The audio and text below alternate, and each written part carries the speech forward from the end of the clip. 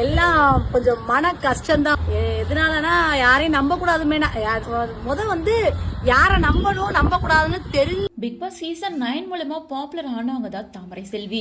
இவங்க பிக் பாஸ்க்கு அப்புறமா நிறைய சீரியல்ல நடிச்சு பாப்புலர் ஆயிருந்தாங்க. முன்னாடி ஜீ தமிழ் சீரியல்ல நடிச்சிட்டு இருந்தாங்க. அதுக்கப்புறமா விஜய் டிவில ரொம்ப பாப்புலரான சீரியலான சின்ன மருமகள் சீரியல்ல நடிச்சிட்டு இருந்தாங்க. சீரியல் நடிச்சிட்டு இருக்கும்போது திடீர்னு எந்த ஒரு அனௌன்ஸ்மெண்ட்டும் இல்லாம சீரியல்ல இருந்து விலகி இருந்தாங்க. அதுக்கான காரணம் அவங்க எந்த இடத்துலயும் குறிப்பிடாமலே இருந்தாங்க. அதை தொடர்ந்து இப்போ சரத்குமார் கூட சேர்ந்து புதுசா ஆலி அப்படின்ற படத்தில் நடிச்சிருக்காங்க.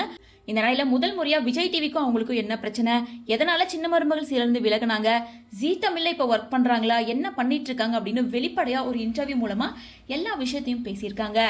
எதுவுமே தெரியாம இருந்த எனக்கு எல்லாத்தையும் கத்துக் கொடுத்தது விஜய் டிவி தான். பிக் பாஸ்ல நல்ல அனுபவத்தை கொடுத்துச்சு. அதுக்கப்புறமா எவிக்ட் ஆகி வெளியே வந்ததுக்கு அப்புறமா சீரியல் வாய்ப்பும் கொடுத்தாங்க. சின்ன மருமகள் சீரியல்ல நான் நல்லா தான் நடிச்சிட்டு இருந்தேன். அதனால என்னால நாடகத்தையும் விட முடியாது. பிக் பாஸ்க்கு அப்புறமா சின்ன சின்ன ஈவெண்ட்டுக்கும் சினிமா வாய்ப்பும் எனக்கு வந்துச்சு. எல்லாத்தையும் பேலன்ஸ் ஆகிற இடத்துல லேசா நான் தடுமாறி ஒரே ஒரு நாள் சீரியல் ஷூட்டிங்க்கு வர முடியாம போயிடுச்சு. அதுக்காக உடனே நான் சீரியல்ல இருந்து தூக்கிட்டு வேற ஒருத்தவங்கள போட்டுட்டாங்க. ஆனாலும் வருத்தம் தான், என்ன பண்றது, இப்ப சினிமாவிலயும் கவனம் செலுத்தணும்னு முடிவு பண்ணியிருக்கேன். ஸோ அதனாலதான் இப்ப ஆலி படத்துல நடிச்சு முடிச்சிருக்கேன். அதுக்கப்புறமா வேற ஒரு அப்டேட் உங்களுக்கு சீக்கிரமா வரும்.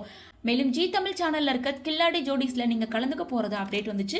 ஸ்டார்ட் பண்ணி இவ்வளோ நாள் ஆச்சு, இன்னும் நீங்க வரவே இல்லையா அப்படின்னு கேட்கும்போது, அதை ஏன் கேட்குறீங்க, அங்கேயே என்னை கூப்பிட்டாங்க, நான் போனேன். ஷோ பத்தி சொன்னாங்க, த்ரில்லிங்கா இருக்கும், கடல்ல மண்லெல்லாம் ஷூட்டிங் இருக்குன்னு சொன்னாங்க. எல்லாத்துக்கும் நான் ரெடியா தான் இருக்கேன்னு சொன்னேன். சரி போயிட்டு வாங்க, நாங்களே கூப்பிடுறோம்னு சொன்னாங்க. அப்புறம் என்ன ஆச்சுன்னே தெரியல, திடீர்னு அடுத்த வாட்டி பார்க்கலான்னு சொல்லிட்டாங்க.